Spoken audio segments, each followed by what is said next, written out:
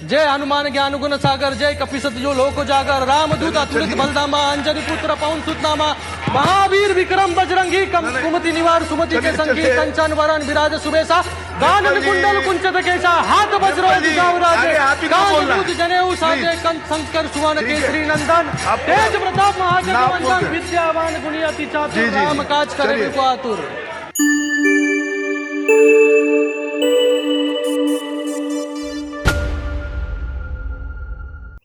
नमस्कार मित्र, मागे एकदा नागपूर अधिवेशनात आपले मुंबऱ्याचे आमदार जितेंद्र आव्हाड यांनी भगवद्गीतेवरून स्वतःचं हिंदू असणं सिद्ध करण्याचा केविलवाणा प्रयत्न केला होता।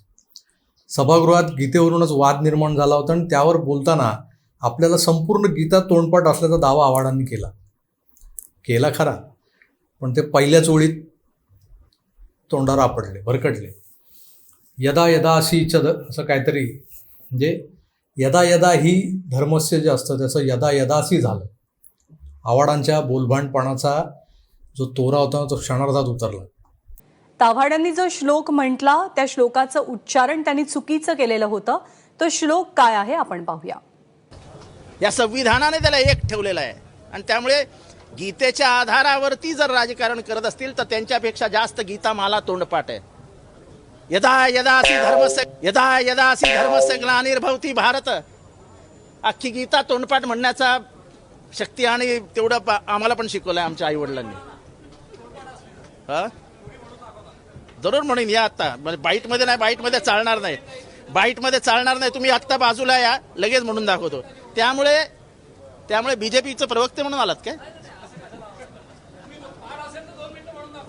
तुम्ही या बाजूला सगळी गीता म्हणून दाखवतो, तुम्ही एकटे विचारतात या बाजूला म्हणून दाखवतो, आणि म्हणून दाखवलं तर काय देणार तुम्ही? मन आहे, माझ्या टाइमपास धंदे मी करत नाही। काय कशावर आलेलो आपण? नाही, ते गीतेचं जे राजकारण त्यांनी, आता ही बाईट परत या असले मूर्खासारखे विचारतात काय, तर ते काय कशावर आलेलो? मित्र, मला अचानक हा 1.5-2 वर्षापूर्वीचा प्रसंग आज अचानक का आणि कसा आठवला असं तुम्हाला वाटणं स्वाभाविक आहे। काल सभागृहात महाराष्ट्राच्या मुख्यमंत्र्यांचे सुपुत्र, संसदेत दिल्लीला महाराष्ट्राच्या मुख्यमंत्र्यांचे सुपुत्र डॉक्टर श्रीकांत एकनाथ शिंदे यांनी अविश्वास ठरावावर अतिशय प्रभावी असं भाषण केलं। विशेष म्हणजे हे भाषण हिंदीतून होतं। संसदेत सभागृहात जे भाषण करतात ते खासदार असतात। श्रीकांत शिंदेही खासदार आहेत कल्याणचे। मग मी त्यांची ओळख महाराष्ट्राच्या मुख्यमंत्र्यांचा मुलगा अशी का बरं करून दिली किंवा का करून द्यावी? तर आजकाल सगळ्याच चाय बिस्कुटांना श्रीकांत शिंदे हा तरुण एक डॉक्टर आहे, उच्च शिक्षित आहे, कल्याण डोंबिवलीसारख्या मतदारसंघातून यापूर्वी 2दा निवडून आलेला खासदार आहे याचा विसर पडलेला असतो आणि त्यांना फक्त हेच दिसतं की हा महाराष्ट्राच्या मुख्यमंत्र्यांचा एकनाथ शिंदे यांचा मुलगा आहे।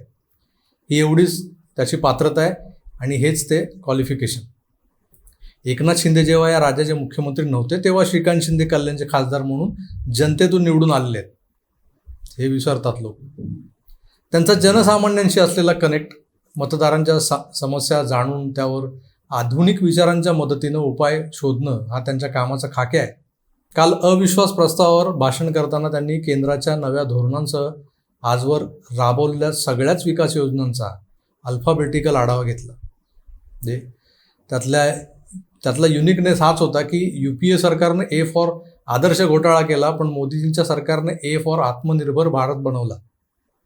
यहाँ पर सिर्फ NDA वर्सेस इंडिया की लड़ाई नहीं है, बल्कि स्कीम वर्सेस स्कैम की लड़ाई है। यहाँ पर गए अनेक UPA 1 और UPA 2 और उसी के साथ में गए 10 साल में NDA के अलायंस में हमने जो उपलब्धियां यहाँ पर हासिल की और इनकी जो उपलब्धियां है वो मेरे पास जो है A से Z तक जो है यहाँ तक इसकी सूची है। इनके समय A से आदर्श स्कैम होता था, NDA के समय A से आत्मनिर्भर भारत, B से बोफर स्कैम, यहाँ पर B से बेटी बचाओ बेटी पढ़ाओ, C से कॉमनवेल्थ गेम्स, यहाँ पर C से क्लीन एयर प्रोग्राम, D से DLF लैंड ग्रैब्स केस, यहाँ पर D से डिजिटल इंडिया, ये ई से ईपीएफओ स्कैम, यहाँ पर ई से एनर्जी रिफॉर्म्स, एफ से फॉर्डर स्कैम और यहाँ पर एफ से फेम स्कीम, जी से 2G scam, यहाँ पर Gokul mission और H से Harshad Mehta scam और यहाँ पर हाउसिंग फॉर ऑल। ऐसी बड़ी सूची है, ये जेड तक है सूची। अगर ये भूल गए रहेंगे, आज बैठे नहीं यहाँ पर। खासदार श्रीकांत शिंदेंनी महाराष्ट्रातल्या मागच्या 2.5 वर्षाच्या मावा आघाडी सरकारचे चांगलेच वाभाडे काढले. त्यांच्या भाषणात जेव्हा महाराष्ट्रात गाजलेल्या हनुमान चालीसा वादाचा विषय आला तेव्हा त्यांना कुणीतरी एका शंडक्यानं टोमणा आणला. हनुमान चालीसा बोलता येते का, पाठ आहे का, की निवळ हनुमानाला राजकीय फायद्यासाठी वापरायचं. खरंच एक काळ असाही होता की काही नाटकी लोक सतत हातात हनुमान चालीसा घेऊन फिरत होते. त्या विषयाचा पार चोथा करून टाकला होता या लोकांनी. खरंच या लोकांना हनुमान चालीसा मुखोद्गत असेल का, हा प्रश्न तेव्हा विचारायला पाहिजे होता त्यावेळेला. पण नेमकं तेव्हा या मंडळींना पळता भुई थोडी झाली होती. त्या राणा दाम्पत्यांनी सरकारला सळो की पळो करून सोडलं होतं. ती बाई काय म्हणाली की मी मातोश्री बाहेर येऊन बसते हनुमान चालीसा म्हणायला, तर यांची हातभर.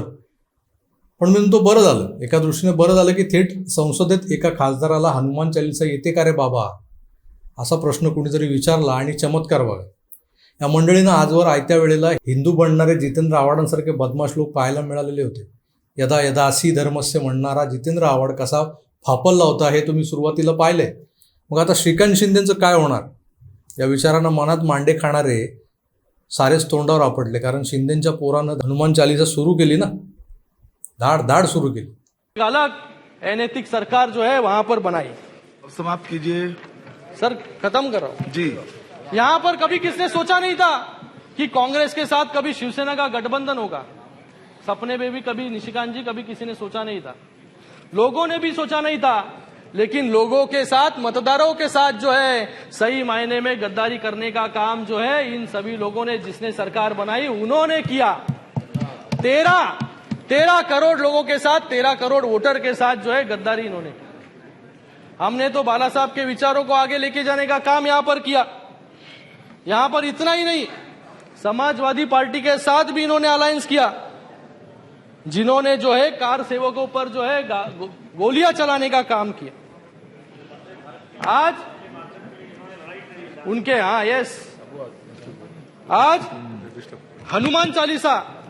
आज हनुमान चालीसा भी पढ़ने पर जो है महाराष्ट्र में निशिकांत जी रोक थी। जो हनुमान चालीसा, मुझे पूरी हनुमान चालीसा आती है।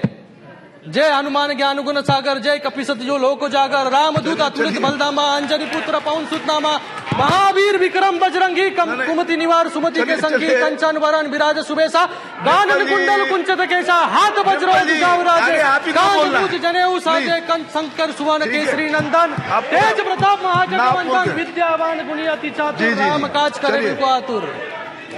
चलिए पूर्ण कीजिए।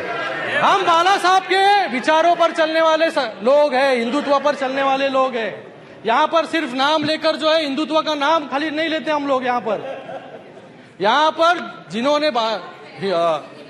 जिनको जो है हनुमान चालीसा यहाँ पर पढ़नी थी, उनको जेल में डाला गया सर। पर आपको जब मौका मिलेगा आप बोलिए ना अपनी बात। जी। उनको जेल में डाला गया और उनके ऊपर देशद्रोह का आरोप जो है वहां पर लगाया गया। जी जी। जो सावरकर के विचारों पर हमारी शिवसेना पार्टी बनी, अब बैठिए। शिवसेना पार्टी बनी, प्लीज बैठिए। और शिवसेना पार्टी बनी और सावरकर के विचारों को जो है बाला साहब भी मानते थे। आज जो लोग जो है सावरकर जी को गाली यहां पर देते हैं, बड़ा बुला कहते हैं, और उसके साथ में जो है आज उनके गोदी में जाकर बैठने का काम जो है, ये पाप जो है कुछ लोग यहां पर कर रहे हैं। मित्रों, खासदार असावा तर असा, उच्च शिक्षित तर आहेच, कार्यतत्परही आहेत. मागच्या 10 वर्षांपासून कल्याण डोंबिवलीतल्या सर्वसामान्य नागरिकांच्या रोजच्या जगण्याला सुसह्य करण्याचं ध्येय उराशी बाळगून चालणार आहे. त्यात विशेष म्हणजे आम्हा हिंदूंना आपल्या सफेद शर्टाच्या आत काठोकाठ भरलेलं कट्टर हिंदुत्व हे हनुमान चालीसा तोंडपाठ बोलून दाखवत संसदेत हिंदू धर्माची टर उडवायला निघालेल्या टाग्यांना त्यांची जागा दाखवत अधिक झळाळून काढणाराही आहे. म्हणूनच तर म्हणतो खासदार असावा तर असा, डॉक्टर श्रीकांत शिंदेंसारखा. एक होता मुंबऱ्याचा मुल्ला, जो नेहमी हिंदूंचं वेद शास्त्र पुराण सगळं कोळून प्यायल्याच्या बाता मारतो. शिवराय असोत की संभाजीराजे, अगदी जिजाऊ साहेबांबद्दलही हा अधिकारवाणीनं बोलणार, म्हणजे सगळा इतिहास याच्या खिशात असतो. पण त्याचा बेगडी मुखवटा विधान भवनाच्या प्रांगणातच फाटला होता. एका स्पष्ट वक्त्या पत्रकाराने त्याला नागडा केला. काल संसदेत श्रीकांत शिंदेंनी आपला अभ्यास तर दाखवलाच, पण त्यांच्यावर झालेले हिंदू हृदय सम्राट बाळासाहेब ठाकरेंचे संस्कार, ज्वलंत हिंदुत्वाचे संस्कारही दाखवले. मला वाटतं हिंदुस्थानकडे यापुढे वाकड्या नजरेनं बघणाऱ्यांना जरब बसवण्यासाठी या अशा अजून किमान 100 श्रीकांत शिंदेंची संसदेत गरज आहे. सेक्युलर लांडग्यांची जी फौज आहे ना, जी एकट्या हिंदुत्ववाद्याला नेहमीच घेरण्याचा प्रयत्न करत असते, पण काल खासदार श्रीकांत शिंदेंचा तो जोश पाहून एवढंच म्हणेन, एकटा होता पण 100 नडला होता. धन्यवाद.